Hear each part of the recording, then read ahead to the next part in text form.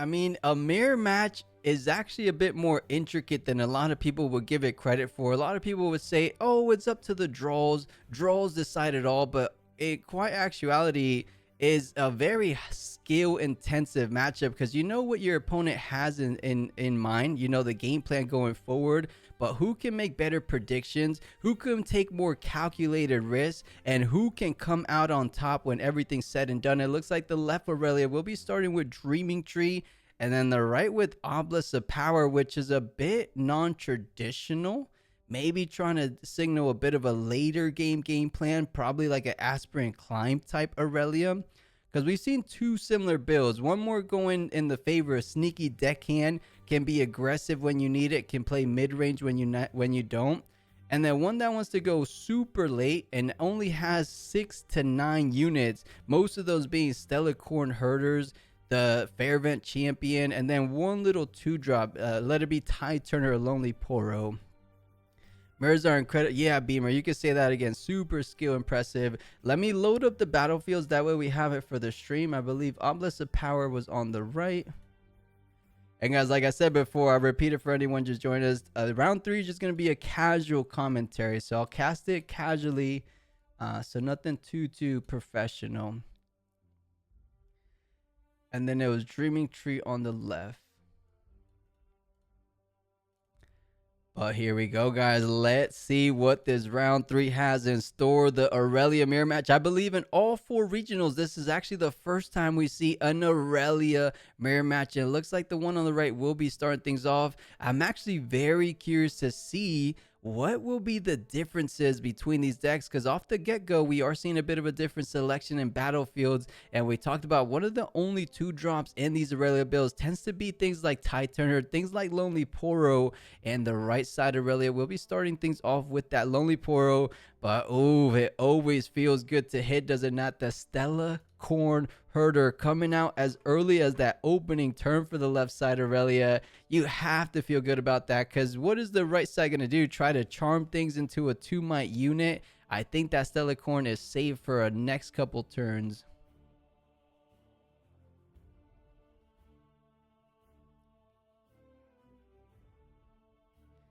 You know, the red Aurelia, though, of course, getting online first. He's almost contemplating using a Ride the Wind. It seems a little ambitious, a little premature right now, but perhaps he's trying to just score points before Zero gets off to the races, of course. So he's thinking about playing it, and he does deploy a Ride the Wind as early as that second turn. Like I said, it seems ambitious, but perhaps just trying to keep it safe. Even though it's a Lonely Poro, you're going to be able to draw for it dying. He just wants to not only conquer up to 2, but he might just very well retreat it, because at this point it's ready, right, chat? I'm almost just tempted to use that standard move, but perhaps valuing the draw just slightly more. He said, if you're going to come at me, might as well give me a draw for that anyways. So Stellarcorn Herder has some options here, and I'm seeing the Heart of the Dark Ice. That is a tech we don't get to see too often from Irelia players. And speak of the devil, the Heart of the Dark Ice will be established onto the board. +3 might increase on the Stellarcorn, going up to 6. So let me pull it up for you guys.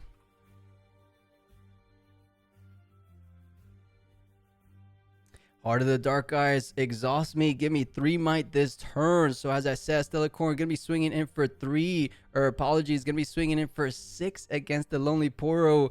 It looks like the red Aurelia wants to invest in a rebuke coming down. Is there gonna be something like a not so fast? Because we did indeed see it, and that is the counterplay capabilities of Aurelia. The main board not so fast, you love to see it. Honestly, in my Aurelia recent builds, I am going in on all 3 not so fast. The defy to the defy. What kind of madness are we starting to get ourselves into? The combat trick wars have begun, chat.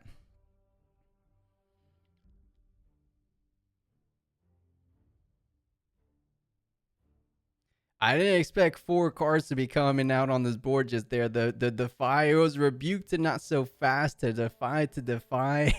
And it looks like Zero getting a slight upper hand, getting the Conquer, and then getting the Hold as he returns to get his turn. So 2-2 tying things up. That was a very crucial moment in this battle. It was as early as that 3rd turn, but using a lot of resources on both sides, and more importantly, keeping your herder alive, keeping it on the board so that you have another standard move as you get up online on your turn. So he's going to be able to gain a lot more significant card advantage going forward versus the red Irelia. Even though he was on the draw, I do feel he is at an advantage currently.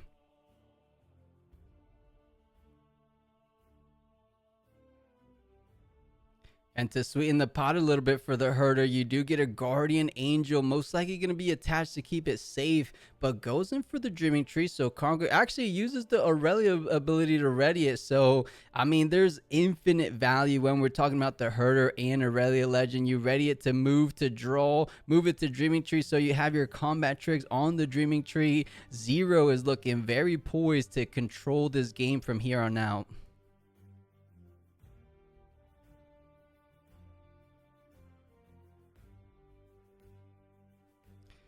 Now this is going to be tricky. Let's see what the red Aurelia has to say about this. I'm seeing some good cards. I'm not just seeing too much units. More importantly, the double cost purple early on from the Rebuke is paying detriment to the red Aurelia because you can't even successfully play out the fair vent and something else to ready it because you only have 5 runes, enough for the fair vent. So this is the tough part. The Rebuke, I mean, someone in chat said it right. Just let go of the lonely portal. You wanted to get the draw anyways. Why did you so... You know what it was?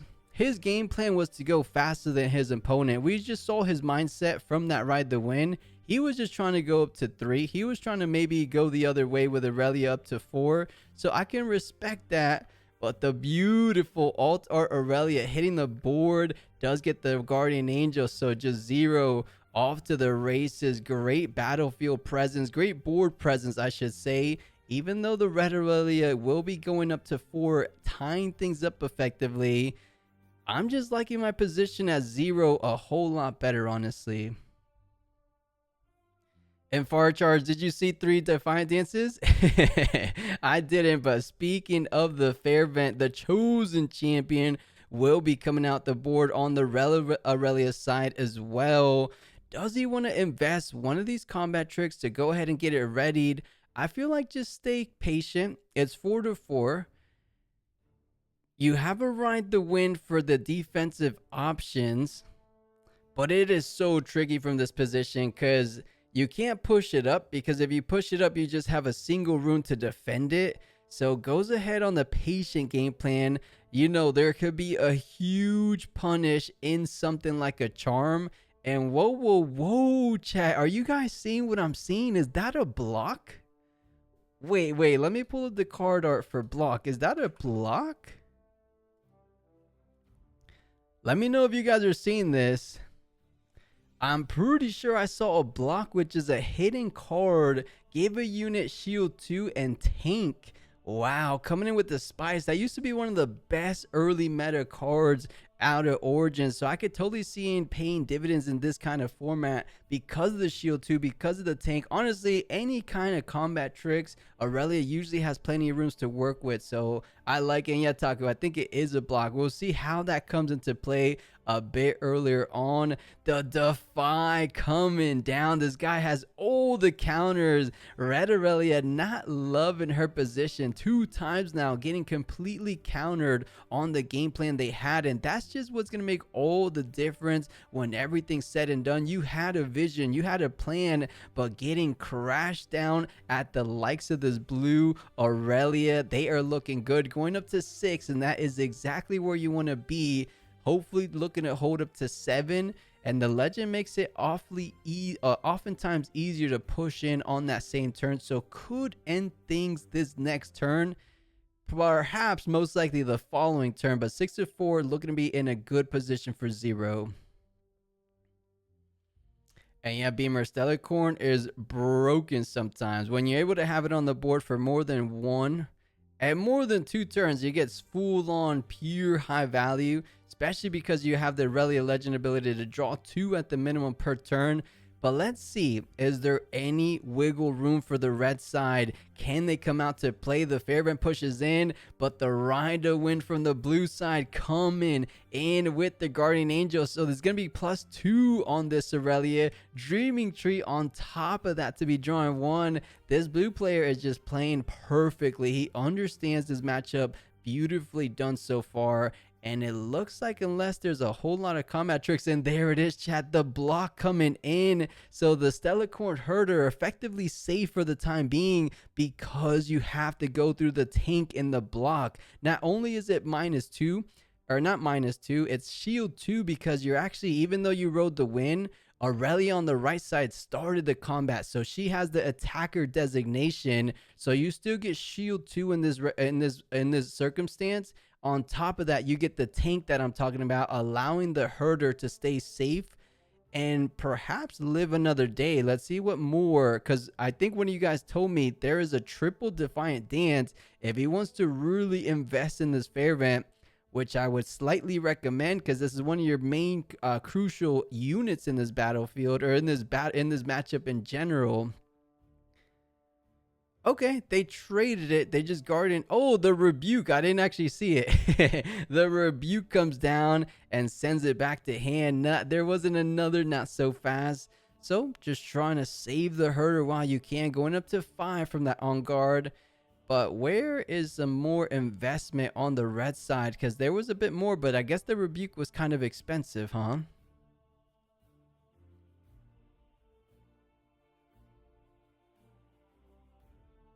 Because right now, red side swinging it for 5, tying the Stellarcorn up for 5, but adds another discipline. It looks like we see a discipline in the drop, so adding 3, that's going to be way too tall for the Stellarcorn. Is this the crucial moments of this game where red side tries to take back control? And, you know, it's actually blue side with the triple Defiant Dance, so that was my confusion early on. But what I'm not seeing, I'm seeing a whole lot of combat spells. I'm not seeing a whole lot of units, guys. This could be exactly, actually, is that first one a different oh, it is. Oh, the one in hand, of course. The one that just got rebuked, mind me.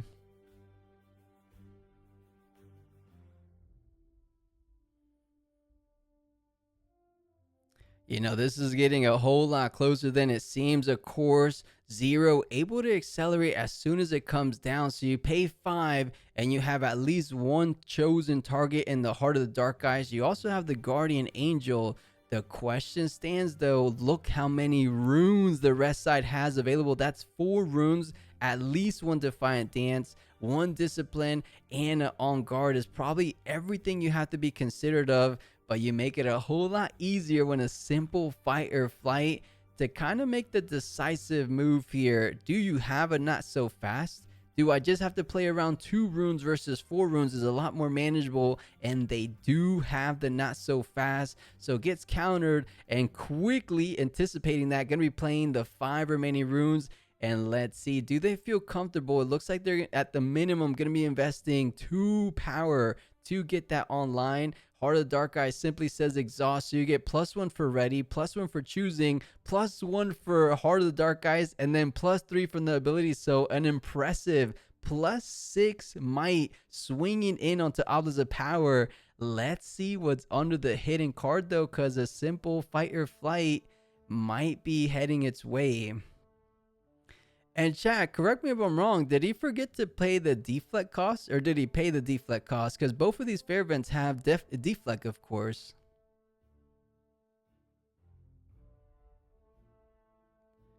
He might have played it and I didn't see it. Oh, it's right back at you. The fight or flight actually choosing his own units, which is very interesting. Because you could have pushed back Irelia. I'm wondering why he did that. Because he could have gone up to 6. Stopped his opponent from going up to 7. And then find your way over to the other side. You go up to 7 yourself. But then the big piece there from holding your opponent back. Actually, no, they would still be at 6, and if they conquer 2 in a turn, they would win. So perhaps no real difference in pushing your opponent's side. I think the biggest difference there, he didn't want to pay for the deflect cost because he was already short on rune economy and just trying to take down the blue side Fairvent on the push. So he gets +1 for being readied. But as it stands, just swinging in for 5 to 5 currently.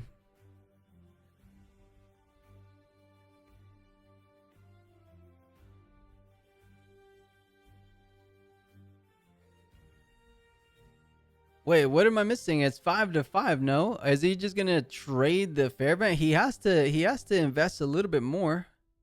He has a discipline.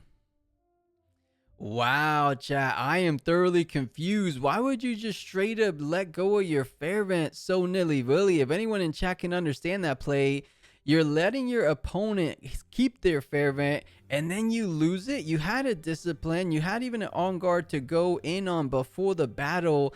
This is gonna be disastrous for red side. They needed to hold on to some kind of board presence, but little by little things are getting carried away. Zero gonna be conquering one battlefield, Tide Turner making it ready and going into the other one. If this player doesn't have a fight or flight / rebuke, Zero will be taking it down in an 8 to 5 fashion. That was a really strange play. Perhaps it's still early on, but both of these players, keep in mind, are undefeated. But that's just not a play I see a lot at the highest competitive level. And wait a minute, Zero's going for the fist bump, and that is GG. Well played. There was some great skill expression there. Slight little hiccup towards the end, but for the most part, we said it earlier on, Zero had a decently good control of the entire game. So yeah.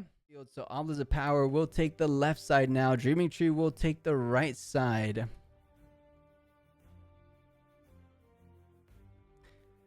So we might not see too much of a different game, of course.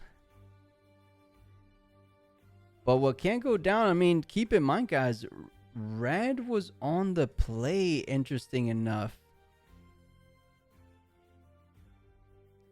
Yeah, and Taku, that had to be a little bit of it. But, you know, I think a card that was a difference maker in this matchup was the Heart of the Dark Ice. We'll see if it comes into play one more time as we jump right into this game 2 of this round 3 for today's regional event in this epic Lunar New Year Irelia mirror match. And I believe red side will be on the play one more time. Going up to 3, do they have something like the Tide Turner Lonely Portal that we saw in game 1? This also opens up the floor to something like a Stellarcorn Herder on that opening turn as we saw before. And it looks like Tide Turner, not the most ideal, but a curve out nonetheless.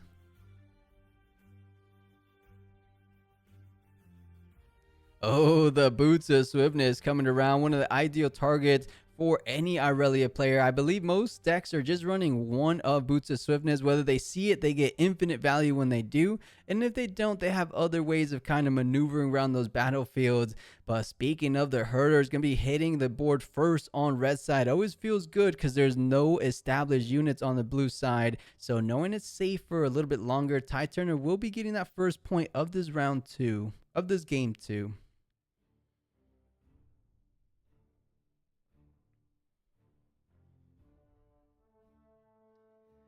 And luckily, this game does have Axes of Chosen Champions because Zero had 0 units in hand.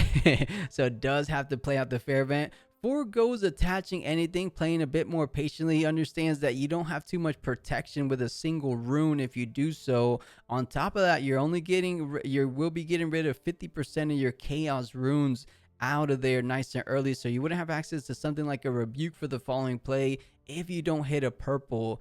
So I like this play. You know, it's still nice and early. You're only having to come back at 2-point deficit, perhaps a 3-point deficit if this Stellarcorn Herder wants to go to the Obelisk of Power direction.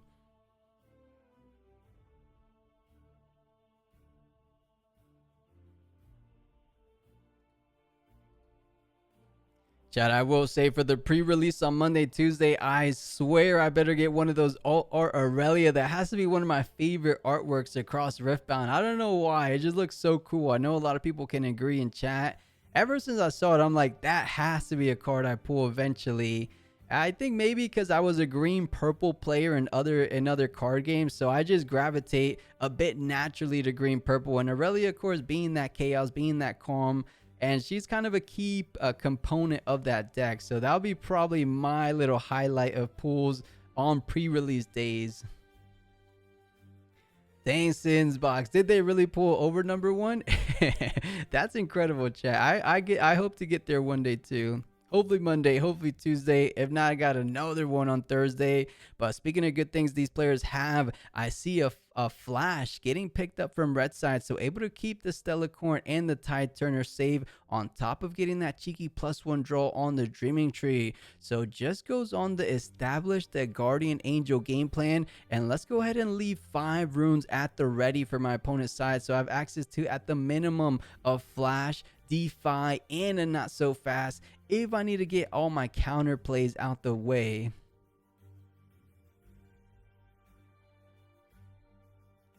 Oh, Puffin saying he got a signature Darius at my pre-release. Good stuff, because that's actually probably the prettier penny out of anything. Anything Darius is probably the way to go. Actually, you said Darius, not Darren. Or Draven, what am I saying?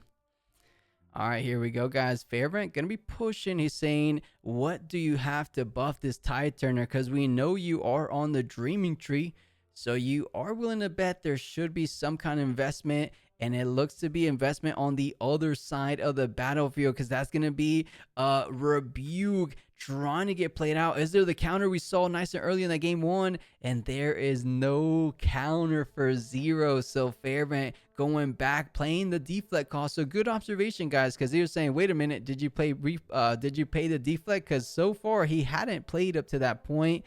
It almost feels like half the game sometimes, half the games of Riftbound is keeping your opponent on their toes in terms of, keep them guessing on your game plan, but at the same time making sure they're paying everything properly, right? It's both of our jobs, your opponent and ours, to keep the board state as clean as possible. And Fairbrant was already on the board, but making it so much easier to come down and be readied at there. So it probably leaning towards the herder, but what do I know, trying to go for the Tide Turner just so that they can stay on Dreaming Tree this time.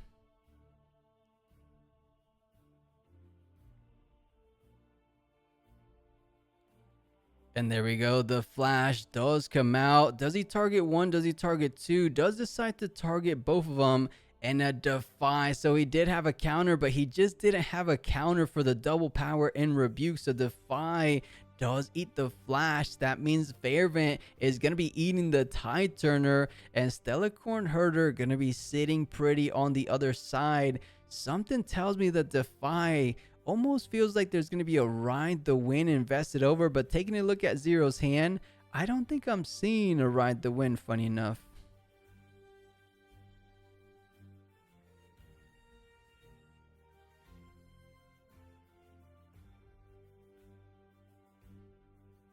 Oh, nice. A lot of people don't do it. The ride, or not the ride, the win, but you ready your legend because you just conquered. Oh, and I thought that was a GA. Of course, that's the Boots of Swiftness. So using the Defiant Dance to use the Irelia Legend ability. Imagine using the Irelia Legend ability more than once in a turn. This is beautifully executed for Zero, knowing exactly how to pilot this deck, because anytime you're able to trigger 2 times in a single turn, that is a sign of a high experienced player, a high player that has put reps into this deck, and that is what I'm seeing here, and what might just come into fruition in this round number 3. Like, who has more reps on Irelia? Because this is brilliantly done. Irelia will get readied. Defiant Dance does get an additional draw because you're on the Dreaming Tree before getting readied. On top of that, you get a +1 for being readied. You get a +3 from Defiant Dance. And I don't think you get a +1 for choosing from Legend ability, weirdly enough. But you do get the +1 draw. And now everything is poised, picture perfect for the Conquer on the opposite power. This is exactly the pivotal point where things are turning for the better for Zero. And it looks like he might be getting away with it. The only thing I will add, Zero's completely tapped out. And he has one rune. This is why you rarely ever see a double legend commitment ability in a single turn. Because I don't know, I think he started with a little bit more than just one, but paying those deflect costs on top of what he had to invest to do that, each legend ability does cost a power. So is there any hindrance to the game plan going forward? It has to be a single rune, because you go up to 3 next turn, you can't even play a Stellarcorn Herder. You have to leave 3 most likely for things like a Not So Fast or a Defy. So this is tricky. I don't think this is completely as one-sided as we saw in game 1. But I think it's still kind of neck and neck.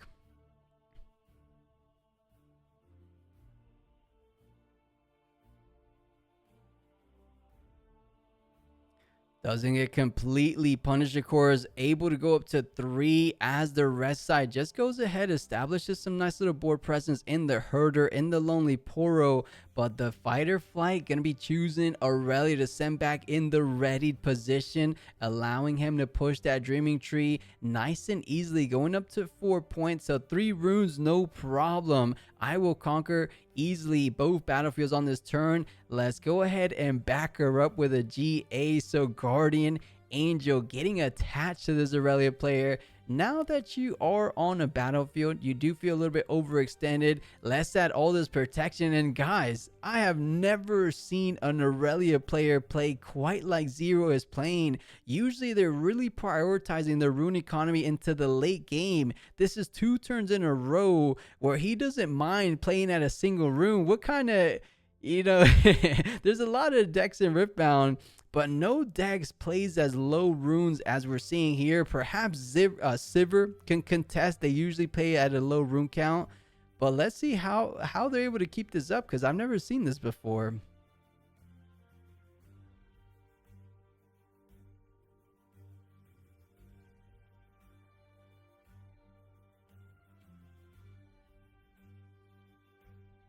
And Mayu, did he draw off the flash? I don't think he should. Oh, no. Flash still chooses, even though it's counter, because how Dreaming Tree works after the errata or the updated rules. Miyu, the flash card, as long as it chooses on Dreaming Tree, any card that gets countered, as long as there was still a choice on a unit, on a friendly unit, you still get the draw. So let's say if it was an On Guard or a Defiant Dance, even if that Defiant Dance gets countered, you still get the +1 draw. A little side note to that, same goes for your Fair Vent champion, guys. So if you target Fair Vent with like a discipline and it gets countered, your Fair Vent still gets +1 might, same way Dreaming Tree still gets +1 draw.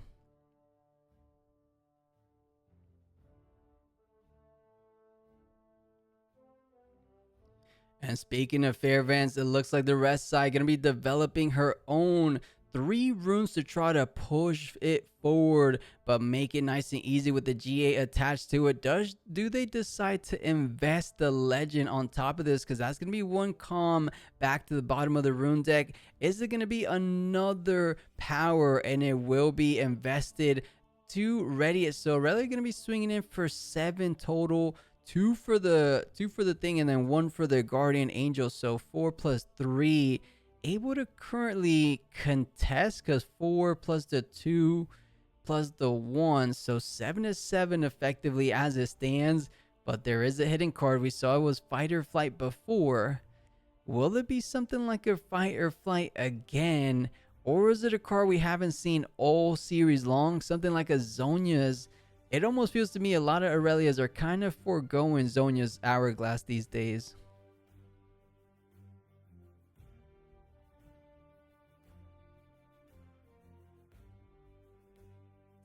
Defiant Dance does come out. You have to pay a deflect for that though. So +3 on your unit, -2 on your opponent. Says that's going to be spreading the distance between these might discrepancies. Is it going to be enough? Because there is 1 rune available, and the block coming down one more time. That -2 should be effectively neutralized, as is going to be shield 2.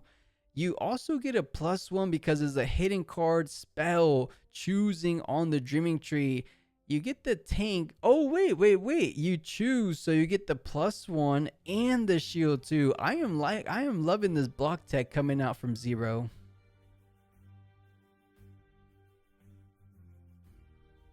Wait, so let's do the quick maths real quick. So 4 down by 2, so 2 up by 1, 3, 5, 6, and then 3 more, 7, 8, 9. And then the right side was at 7 plus 3, 10 minus 2, 8, 9 to 8 as it stands.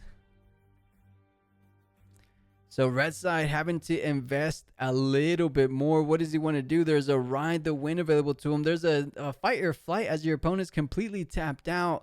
It doesn't achieve too much. You don't love to do it, but you are fighting for every inch you can get in this mirror match. You're trying to get that point advantage. You're trying to go up to 5 because you know you're not taking the trade because there is a GA available to keep her nice and safe. So this is a tricky situation. I guess it depends on the other cards you have. Because I know what he was hoping for. He takes the trade, the GS falters, and then you have a charm to bring it back in and hit it for another go. That would be the perfect opportunity that the red side needs to really carry this momentum into these next couple turns. But not playing out the exact way they were hoping for. So trying to pivot. What is this pivot card? He's kind of leaning on the ride the win. Does deploy it out. Where does he want to go though? So choosing Irelia, you're going to get the +1 draw. Are you just taking it out of the way? Maybe going to Obelisk of Power? No, back to base. Okay. So he has the option, chat, to swing in one more time. He's done all the math because your opponent has literally 0 runes. This is where the deflect costs really coming into play, right? The deflect from that Defiant Dance, bringing 0 down. We've never seen it. When have we ever seen a match where no player has any runes available to them? So you know they don't even have, even if they had a 0 energy spell, they can't even play that. I think the math is there. Correct me if I'm wrong. There was about 9 on the left side. Then the Ride the Wind readied it and chose it +2. So if you send in the Lonely Poro, that should be you surviving. The question is, does your Fair Vent survive? I'll let these players do the math.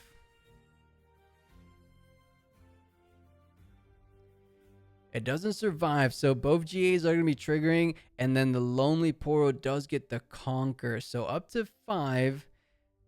And now it's only the Irelia with the Boots of Swiftness on the blue side. This is still tricky because, actually, I say tricky, but you have 2 runes, chat. What are you possibly going to be doing with 2 purple runes? You can't even play Heart of the Dark, guys. You can leave up a Discipline. You can leave up a On Guard. But we said if there's anything that's going to be a big hindrance to the game plan of 0 is going to be the lack of rune economy in this game. Pushes the Fair Vent forward, though, over to Obelisk of Power. Straightforward Conquer, tying things up. You can wiggle your way to the other battlefield, but passes it instead, prioritizing the defensive combat tricks rather than the offensive ones.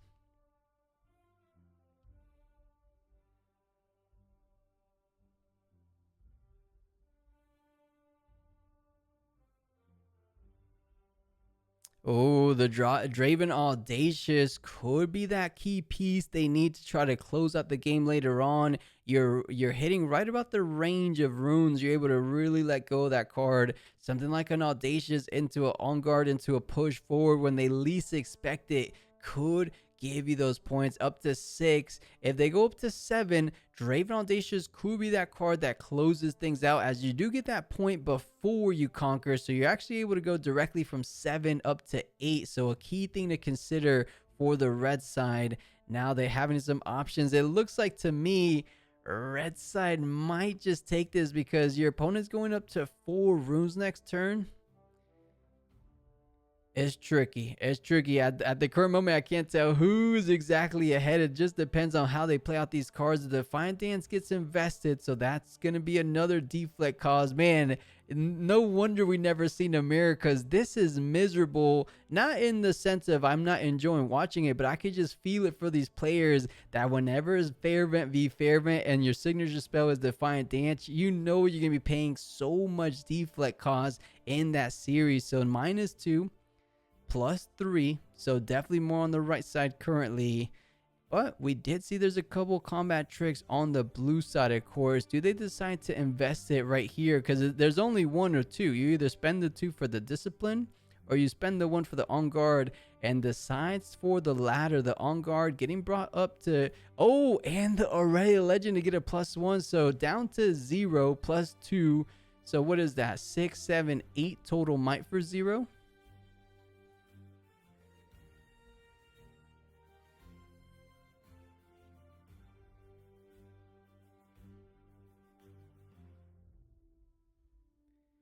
It should be. And then what was Irelia swinging for before? She's up to, I believe, 7 total might. So currently taking one more card invested. It looks like he doesn't have a might increase or a might pump. Having to do what you have to do, invest the fight or flight, because you do go up to 7. Oh, and kind of doesn't want to find himself in the same position as the blue side. He says, I've paid one too many deflect costs. I'm going to use the ride the wind or the firefly on my own Irelia. So I get the +1 on targeting. And then I'm going to target it with the Irelia legend and get the +1 for reading it. And that's going to be the sweet spot. Actually, why did he recycle twice? I thought he already paid for the Irelia legend, unless I saw something. Swinging in for 10 versus the 8. That's going to be more than enough. Is there a window? Is there a world that Zero tries to come back into this game? There was no GA online. This is where the power of runes, or the lack of runes, comes into play as the red side tie things up in this best of 3 series. We find ourselves in a soon-to-be decisive Game 3. Both Irelias are undefeated. Both Irelias want to stay undefeated, but only one will be achieving that goal at the end of this Game 3. Zero's cooked. Yeah, Zero's cooked, Tyrone. Guys, we find ourselves in the final game of this round 3. A Game 3 moment for both of these players, playing with the exact same battlefield, the Sunken Temple, usually saved for the very end. Now both sides is going to be able to take advantage of it, as those guardian angels, as any equipment attached to your variant, always get you over that mighty threshold limit, always able to get you those draws by just paying a single energy. So this is going to be a matter of managing your resources very efficiently throughout the whole game. If you find a moment where the deflect gets the better of you, that could make all the difference when everything comes down to the very end of this game number 3, of this round number 3 for today's event. And it never feels good to have a 2-drop, but Irelia doesn't feel as bad as you're able to push the pace with the legend ability, of course.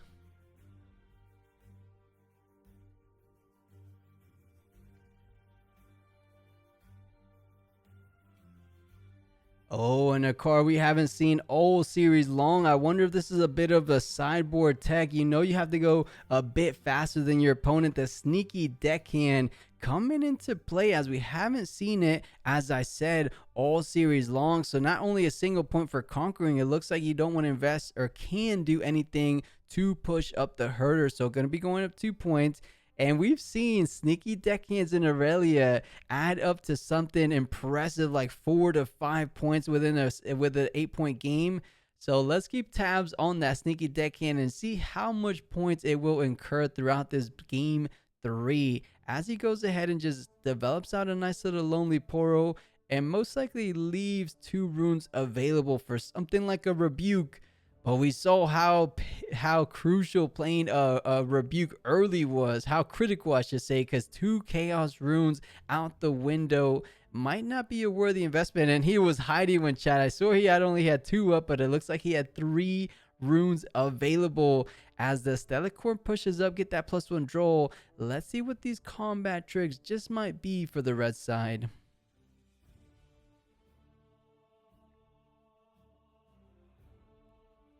There will be a Defiant Dance, bringing that sneaky deckhand up to 4 might. Stellar Corn Herder up to 1 might. Is there a counter option? And quite literally a counter in the repeated hard bargain. You have 2 runes. Too bad. I went ahead and paid 4 runes for this cost, so I'm not going to be doing anything on this turn, but I will get the Conquer, and I will very well keep my Stellar Corn alive with my remaining 2 runes with something like a Defiant Dance.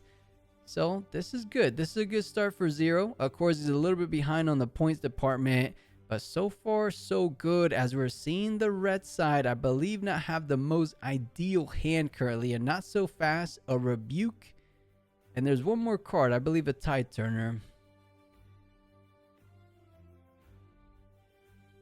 And man, you guys pulled the nuts in chat. I won my pre-riff event today. Good stuff, Angry.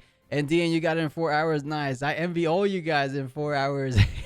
I must be not fast. Just got a spinning axe in my kit. There, and Macman, an over number Irelia is what I'm going for. I would love to pick one of those up. And Rats, going to my pre-riff event today. Exciting. I hope to pull something good. Rats, there we go. Best of luck to everyone getting in those pre-release. My first one will be on Monday, since we're going to be hosting the full regional open for this weekend. So you guys know, we finish these regionals, I go straight to sleep. And I try to sleep for a good 7 to 8 hours, so I have decent energy for day 2 top cut. And then I do repeat the process, so my Sunday is virtually gone as well. So first one will be on Monday. So send me your good luck energy, chat. Hopefully I pull something good. But let's see what the red side has, though. Doesn't want to contest the Stellar Corn. Keeps it for a simple 3-point conquer up to the upside Sunken Temple.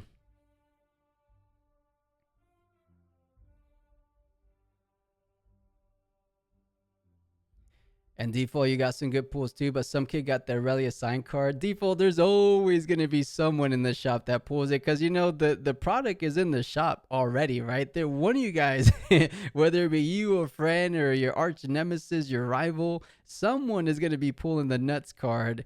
But yeah, hopefully it's one of you guys in chat pulling those great cards. Interesting. Investing on the Rebuke without pushing anything up, because you're valuing the point tempo. You're saying you're at 3.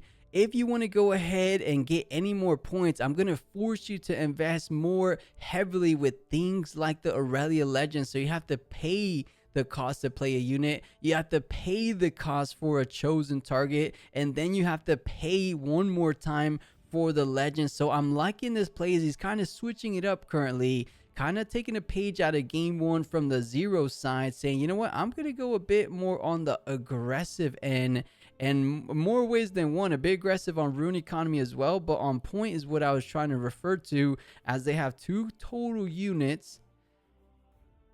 And he attaches the GA to ready Irelia to push up to 4. I'm liking this so far. I see where the Rebuke coming into play now. I thought it was a bit premature Rebuke, but if your game plan all along was to go up to 4, now we're talking a good point disparity. That's 4 points to 1.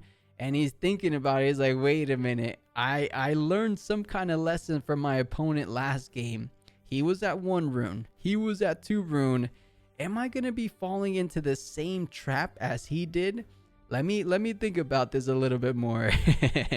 Guys, what do we think? Is it worth it? Do we attach, and do we ready, and do we push? It looks like the answer will be yes.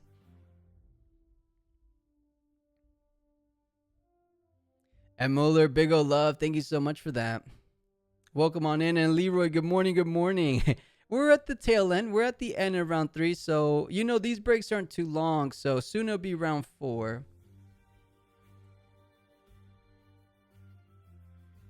And does go up to 4, as we saw the Treasure Hunter coming down. Not the most impactful card, especially considering the fact that you still already have so much runes available. So 1 or 2 gold isn't going to be the biggest deciding difference. Now, the more important thing, you know, key things to notice in this game versus game 1 and game 2, both of these players have chosen to not use their champion as early as the previous game. So I'm wondering what the decision making is there, because both of these fair events, they could have come online this turn. They could have come online probably a couple turns before, but going for the boots of swiftness, literally one more over that tide turner, conquering up to 2 himself. And if you choose it, that is a ganking capabilities over to the other sunken temple. I don't hate it, because the big thing here, your opponent's completely tapped out, and your opponent will virtually be out of resources in terms of units. There is a GA, but saving a lonely Poro, that's okay if you ask me. Leroy, I'm only solo casting for this one. I have people round 4, round 5, and then you're coming in round 6, round 7. But Leroy, I appreciate this a lot. I told chat I couldn't lock anyone in for round 3 because it's a little too early for EU, a little bit too late for NA. So we're just doing a casual cast. As you see, I'm reading chat, answering questions. So casual cast round 3, and then we'll go back to our usual normal cast for the remaining of the event, okay? For anyone just tuning in and catching that. Not too bad. Zero trying to wiggle his way back in the control seat. 3 gold in a single turn, chat. That is impressive. 1 for the push, 1 for the gank, and 1 for the comeback to base. 3 gold for the same card. You love to see it. As Zero trying to equalize things going forward. Poro has a slightly different thing in mind, going up to 5, but with 4 runes, that is everything they had to do for this turn.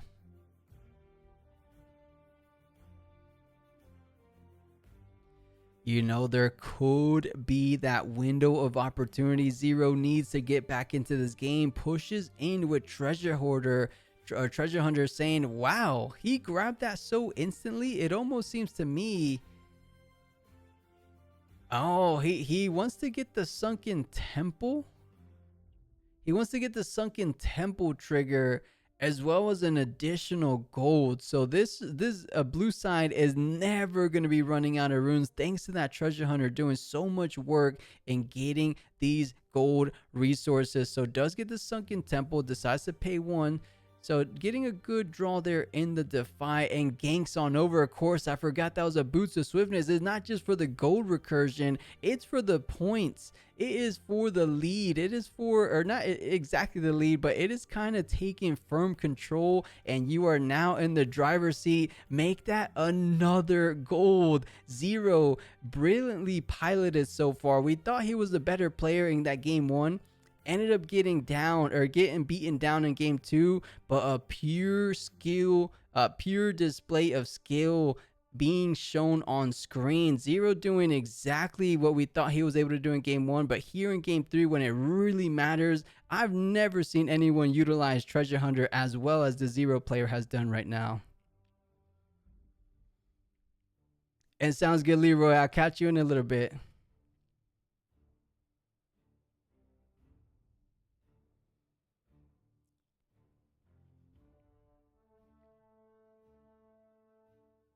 Yeah, Ferday, he learned his lesson from game 2. He had no runes. He's saying, forget that ever again. Let me show you what my deck is actually capable of. Going to infinite value resources. He's never going to be able to use a single rune. He's not even going to be able to use this much power in the remaining of the game, as Zero finds himself at 6 points. Uses Guardian Angel for equipment costs. Pays the gold. Pays the ready. You can even pay another gold for the Irelia Legend ability, but actually doesn't decide to do so. And yeah, Zero is spoiled with riches in terms of gold, but was it because he already conquered that? I think he had already conquered the other one.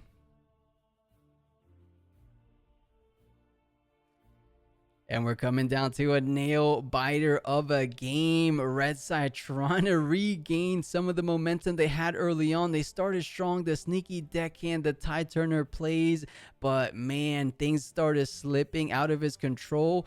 Variant came down though. This is the key piece. They always need to try to swing things back or potentially even win this game 3 out. So tying things up, it is neck and neck. Which Irelia is going to be coming out ahead? Is it the one with a plethora of gold and a little bit more units and probably better card value in hand? It's leaning that way, but of course we haven't seen the full picture from the red side because we haven't taken a look under his hand just yet. Flash, Defiant Dance, and that's all I really got at, chat. So I'm curious to see what exactly he has as he passes with a full breadth of runes. That's 2, 4, 6, 8 total runes to work with.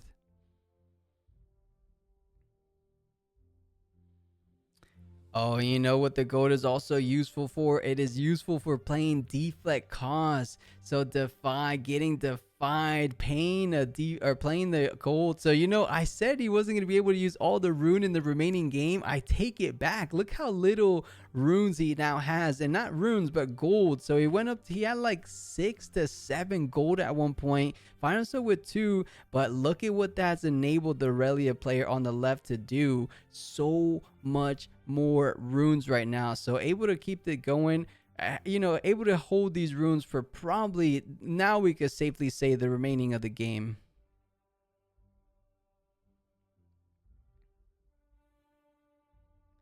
So defy got defied, and then the not so fast getting defied, or the other way around, the not so fast countering the defy.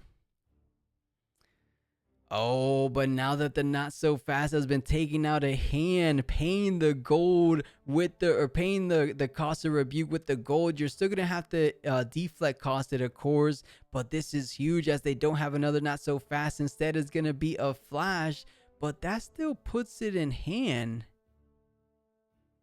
Wait, does rebuke really say battlefield? Why have we never encountered that? Wait. I might be going crazy. Oh, it does say battlefield. So flash coming in at reaction speed. Can you not so fast to defy? Player evil. That's a good question. Let me double read it. Does it say spell? Counter enemy smell or ability that chooses a friendly unit or a gear. Oh, you know what it was? I don't think it was the not so fast on the defy. It was a not so fast on the initial chain on the fight or flight.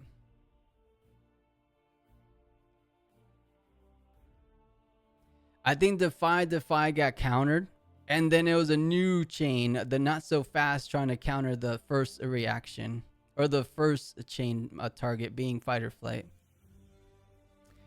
And here it is to end it all, conquering up to 8. Is there anything they can do or ride the win? But I think the picture has been painted with 2 minutes remaining in this match. I think Zero might have just closed things out unless we're completely missing something. It would take something monstrous, or ride the win into a triple. I guess you just need 1 Defiant Dance. But you need a whole lot more than that, because there's probably a couple more combat tricks remaining on the blue side's hand. So this is as good as over. Actually, really good mirror match. We don't get to see that too often. Usually it's the Draven mirror match, but I will say this Irelia mirror match was actually pretty fantastic to see. Guys, he paid the 2 gold. There was no free rebukes. He had 2 gold available. He didn't tap the runes, but he had the gold. And that is GG. Zero playing it expertly this entire game series long. Found the gold, found the ways, found the play lines, and that will be guaranteeing him a 3-0 start in today's regional opening.